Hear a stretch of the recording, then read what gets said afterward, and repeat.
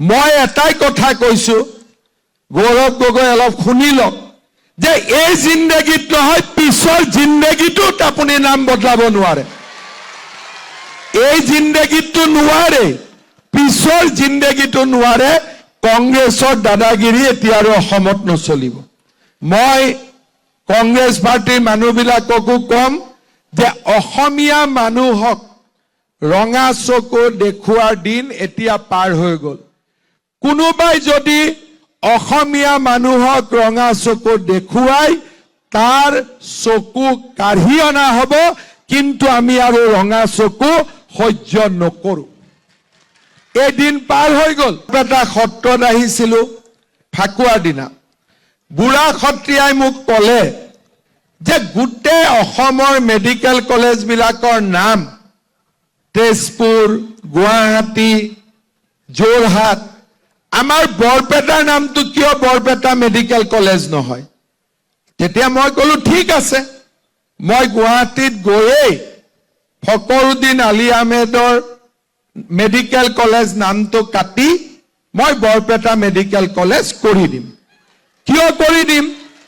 সত্ৰৰ বুঢ়া সত্ৰীয়াই কৈছে, ৰাইজে কৈছে, মইতো ৰাইজৰ কথা মতেহে চলিব লাগিব। গৈ পেলাই নামটো আমি বদলাই দিলো। কালি কংগ্ৰেছৰ সভাপতি গৌৰৱ গগৈ ক'ত মিটিং কৰিছে? মন্দিয়াত। এইবিলাক জেগাততো কৰিব নোৱাৰি। ক'ত মিটিং কৰিছে? মন্দিয়াত। আৰু মন্দিয়াত গৈ কৈছে যে কংগ্ৰেছ চৰকাৰ আহিলে আমি বৰপেটা মেডিকেল কলেজৰ নামটো বদলাই পুনৰ ফকৰুদ্দিন আলী আহমেদ মেডিকেল কলেজ কৰি দিম। মই এটাই কথা কৈছো, গৌৰৱ গগৈ অলপ শুনি লওক যে এই জিন্দগীত নহয় পিছৰ জিন্দগীটোত আপুনি নাম বদলাব নোৱাৰে।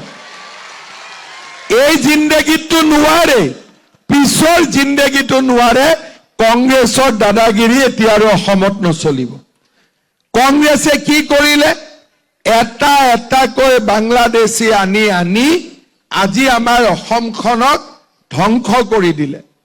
আৰু লাহে লাহে আমিও ভাবিলো যি হৈছে হ'ব, কিন্তু যোৱা 5 বছৰত আমি অসমৰ মানুহক দেখুৱাই দিছো যে এতিয়াও আমাৰ শৰীৰত তেজ নোহোৱা হোৱা নাই। আজিও আমি যুঁজিব পাৰো, সেই শক্তি আজিও আমাৰ হাতত আছে। আৰু সেইকাৰণে মই গৌৰৱ গগৈক ক'ব খুজিছো, আপুনি মন্দিয়াত যি গৈ হুলস্থুল কৰে কৰক, বাগবৰত গৈ যি হুলস্থুল কৰে কৰক, কিন্তু বৰপেটা মেডিকেল কলেজৰ নাম আৰু এই জীৱনত আৰু বদলিব নোৱাৰিব। Barpeta medical college Barpeta medical কলেজে থাকিব। মই ঠিকে কৈছো নে নাই কোৱা? আগৰ দৰে জনিয়া বাগবৰৰ পৰা বৰপেটা জিলা নিয়ন্ত্ৰণ নহব। এদিন পাৰ হৈ গ'ল। এতিয়া বৰপেটা জিলা নিয়ন্ত্ৰণ হ'ব বৰপেটাৰ পৰা, সৰ্থেবাৰীৰ পৰা, বহৰীৰ পৰা। আমি বৰপেটা জিলাক নিয়ন্ত্ৰণ কৰিম। আগৰ দিন এতিয়া পাৰ হৈ গ'ল।